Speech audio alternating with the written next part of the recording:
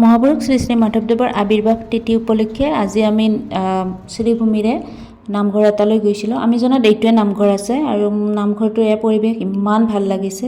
আৰু ইয়াৰ নামঘৰীয়াজনৰ লগত কথা পাতি গম পালোঁ তেখেত আমাৰ ওচৰৰে মানে পাটাচাৰকুছিৰ হয় আৰু কথা পাতি বহুত ভাল লাগিল। তেখেত অৱশ্যে হাই ছেকেণ্ডাৰী এখনৰ ছাবজেক্ট টিচাৰো হয় আৰু নামঘৰীয়াজনৰ লগত আমাৰ গল্ডিয়ে ঢেৰ খেলিলে।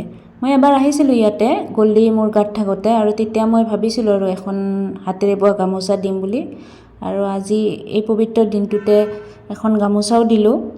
তাৰপিছত নামঘৰীয়াজনৰ ৱাইফো আহিল তললৈ নামি, তেখেত ওপৰত থাকে, তললৈ নামি আহি আমাক চাহ পানী দিলে, ঢেৰ খেলিলে, গল্ডিয়ে ঢেৰ খেলিলে নামঘৰীয়াজনৰ লগত আৰু ৱাইফৰ লগত।